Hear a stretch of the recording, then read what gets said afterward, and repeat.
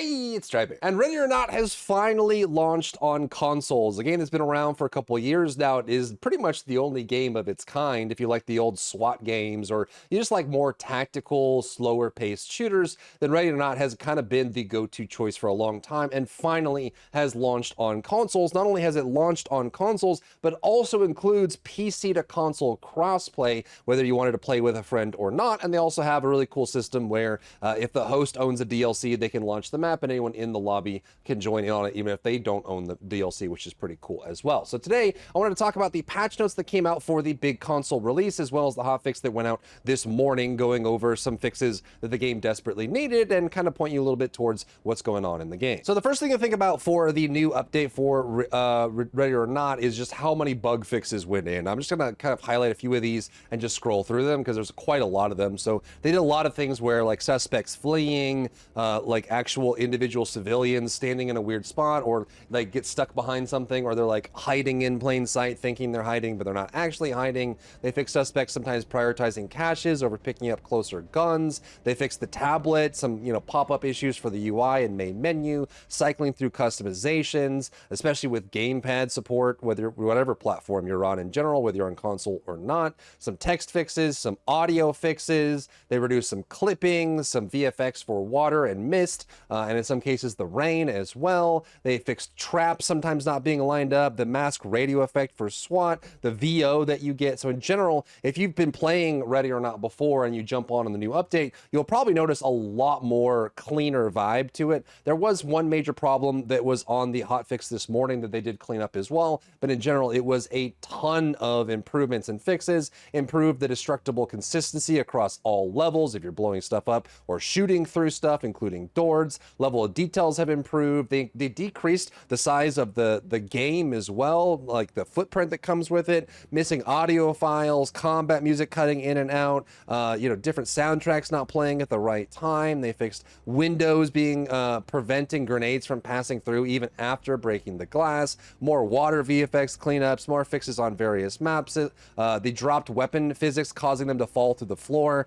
This one actually had Void Interactive in my chat live while I was playing, and I had like 3 or 4 guns get eaten by the floor while they were watching. So that being improved is quite nice. In fact, I'm not even aware of any weapons that I've lost since the big patch yesterday in Ready or Not either, which is really, really cool. Rigging issues of older characters, some improvements of the existing ones as well. Fixed laser attachments not working at different FOVs and things like that. So a ton of really cool changes. And before we jump to the new content in the patch, let's cover the hotfix this morning, because I know a lot of users are reporting that, especially on Xbox specifically, they're having some crashing issues and some other issues. So they did this morning, they put out a hotfix targeting the VoIP related crash, which has been playing in our single player game modes as well. And they're continuing to work on larger patch for Los Sueños Stories update, which already has hundreds of fixes over various issues. So more fixes on the way. They also this morning fixed a legacy save file score not showing up. So if you had actual save files before the big console release came out yesterday, your scores disappeared. The missions were still there, but the scores vanished. So this morning they said they fixed that. So check it if you've been playing on PC before and your scores were gone. Check again to make sure they're back today. They promise that absolutely no data has been lost unless a player completely deleted their save file manually. No automated process should be going away. It's just it was a graphical issue not showing your previous scores on those as well. They also fixed a crash when restarting or returning to station while mid-mission in quick play specifically, and they're increasing server capacity with EGS to prevent authentication issues while connecting to the EGS account. So some other crashing issues as well. I'm sure they have a lot more of these on the way too, but if you're on Xbox specifically or you're running into crashing issues, just know that they put out several fixes targeting those this morning, and they will have more coming as well. Now let's finally go into the changes that went in with the console update. It wasn't just, hey, they turned consoles online. They did a major overhaul for a lot of the game and made some new additions to the game that are very spicy as well. So for the base game AI update changes, they added a new difficulty system. When you're in game and you make a new save file, you can choose casual, standard, or hard. I recommend most new players play on standard. It's going to be quite challenging. You're going to lose a lot and you're going to die a lot on standard, but I think that is kind of the Ready or Not experience. However, they do have a casual mode, which is way more forgiving if you want to play on that. And then I would only recommend going on hard if you're pretty experienced or just want the challenge. A buddy of mine, we were playing hard yesterday, and it was bonkers difficult. We were getting absolutely destroyed by the enemies in the mission, so that's something to think about. They added suspect squad behavior. This one is actually kind of freaky. If you play a couple missions, especially missions that have large number of suspects, so it's like a hostage situation with lots of enemies, you will notice this new system. So all this does is it gives the enemies the ability to rally, support each other, attack, or retreat, and it does seem to be pretty intelligent. We got caught off guard many times by this. Even if you like clear an area and you chem light it and say, hey, this is perfectly fine, we've had enemies that will like circle back. Like they'll actually go outside, down one floor, wrap around, come up the stairs, and then flank you from a new direction, even a direction you've already cleared. So this new squad system is actually pretty spicy, especially on the hard difficulty.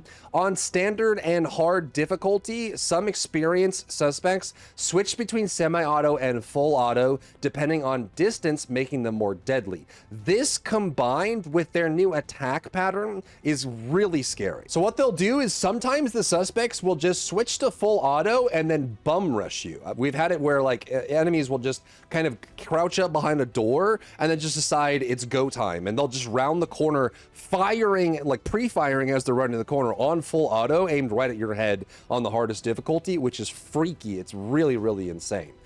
They added suspect weapon cache system to most levels where appropriate, which is nice, and the SWAT AI have slightly different effectiveness based on difficulty mode: casual, standard, and hard. They give players more of an opportunity to gauge on the lower difficulties, and on the higher difficulties, they become more combat effective than standard mode, mostly just because they have to on that difficulty if they're going to be at all useful. Now, from the tech side, obviously, it's now available on PlayStation 5, Series X and S, and Epic Games if you want to play over there. They improved the aim assist for gamepads. A lot of the controller and gamepad support has either been third party or kind of just like, you know, supportive in many ways, but not any like mainstream line, and now they've got it as well. Players have the option to enable crossplay between PC and console. This is huge, though it does seem like some of the players are experiencing some elitism on the PC side. So if you're queuing up for a lobby on console and they see that you don't have a full loadout or something, people are saying that they're getting kicked or whatever, but I think in general this is going to be good and should even itself out over time, which is really cool.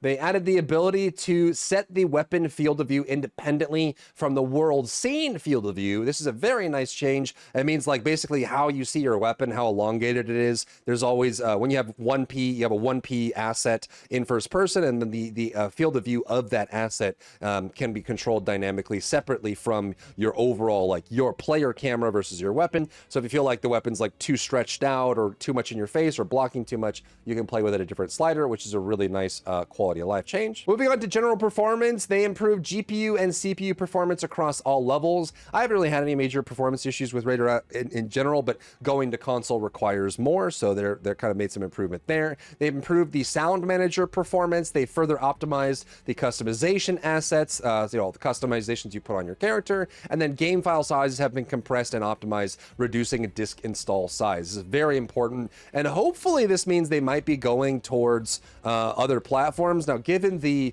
grittiness and the intensity of Ready or Not, I don't know if Switch 2 is something they're looking at right now, but it is kind of an interesting option, and as they get better and better at optimizing, it is something that might be on the horizon. They added in new visuals, so the new SWAT locomotion animation, so like loading into the level. A lot of the cool ones are super cool. If you're high up, you're in a helicopter and you're hanging out with your bros, some of them are dangling off the helicopter, or maybe you're in a car or an armored personnel carrier or something like that, just to kind of show you going in. They improved ragdolls in general, which have gotten better, especially when you incapacitate a suspect and then tie their hands while they're unconscious. The ragdolls seem to have improved from that standpoint. Animation related performance, they added in new SWAT restraining animations as well. New first person animations for restraints, kicking doors, and chem light deployment. There's a couple new for the restraints that, you know, they're kind of cool and themed based on who you're tying up, which is pretty cool. Then animation for civilian girl in the twisted nerve has changed to a sleeping animation, which is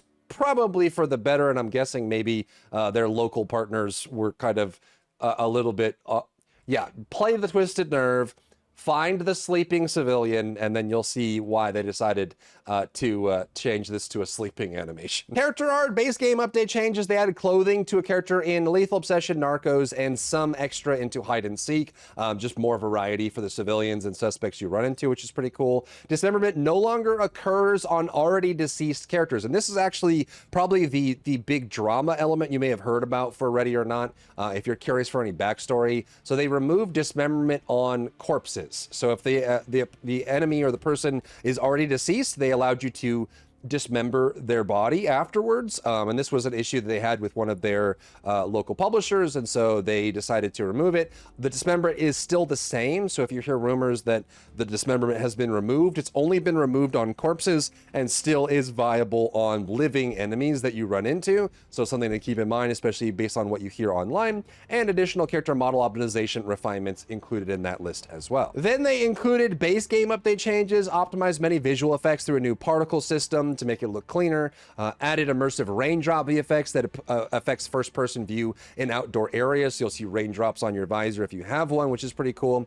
And they've improved the fog VFX on carriers of the Vine. Then more audio changes, base game update changes. VoIP has been improved to increase immersion. There's chat echo and reverb based on surroundings. Notice this a lot after the update. If you go to like one of the maps that has indoor and outdoor, like the college map, Elephant, or something like that, if you step outside, the VoIP and the game sounds will change quite dramatically based on atmosphere, and if you go inside, they'll change and echo more as well, which is pretty cool. They added in a new 5.1 mix option, Foley sounds for certain weapons, and improved SWAT movement, improvements to indoor and outdoor reflection probes, various sound and quantum sound manager optimizations, and updated assorted weapons and grenade audio. So just general improvements across the board on weapons, sound, and voice over IP. Weapons-wise, they added in new guns, the M32A1 rotary grenade launcher with the gas, the chemical gas or flash variants. They have the MKV.50AE pistol, TRPL less lethal pepper ball pistol, which I haven't tried yet,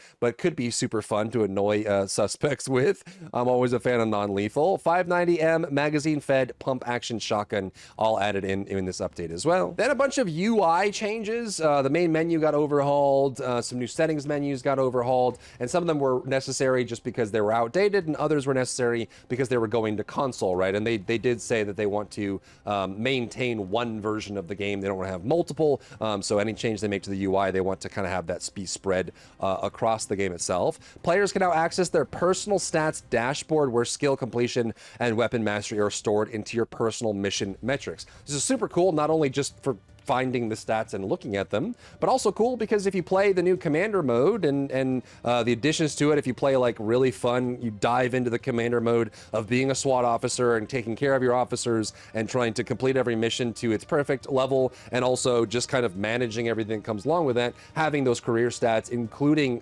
skill completion and that sort of thing, is pretty cool. The gamepad-focused equipment and command wheels have a visual rework aimed at improving ease of use and readability. Again, a lot of the gamepad stuff was either kind of partially implemented or, you know, just kind of bare bones. So a lot of this being upgraded for console is really nice, and that command wheel for equipment and commands is available as well, and super cool. If you're a gamepad user, you can opt to use the traditional command list if you want to, and there are now new additional button layout and customization options for gamepad, which is pretty cool. They enabled evidence outline setting by default, which is really nice. I personally like this. If you like the immersion of having to track down evidence that drops, then you can do that. I'm fine with having outlines on my weapons, even though it's a little less immersive. I just don't like missing evidence that I couldn't see because it was, you know, partially blocked by a rug or I just wasn't paying attention. I'd rather focus on the combat rather than the collection, but having that on as an option is pretty cool. New difficulty system integrates throughout the player experience and provides players with different degrees of challenge across the game through quick play, multiplayer, single player commander mode, Iron Man mode, different difficulties on hard, standard versus not. They also added in new achievements and integrated them as well. There's actually quite a lot of these new achievements in there as well. And the types of traps that vary based on difficulty mode the player selects. On hard mode, more maps have traps and are more likely to be lethal traps as well. So you'll end up going to cut a lot of well, you'll find a lot of traps, and they vary in position quite often too. A lot of times I end up having to mirror a door or peek every single door just because, especially if you're playing on hard. Then they added missions. Stolen Valor, an officer gone missing, is reported to be located in an apartment building in Roller's territory, and Hunger Strike, a gang meetup gone wrong at Chico's.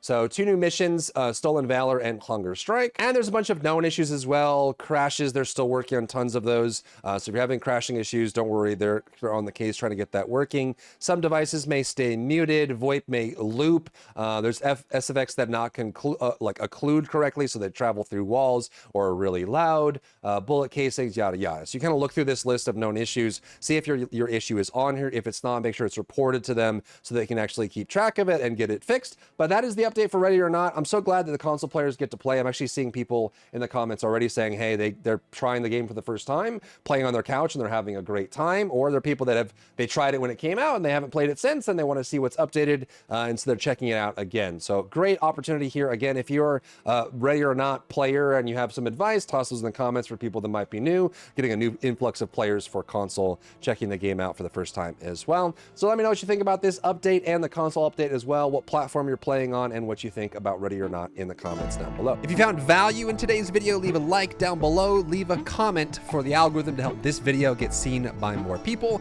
and don't forget to check out my other channels for other content and other stuff and other things.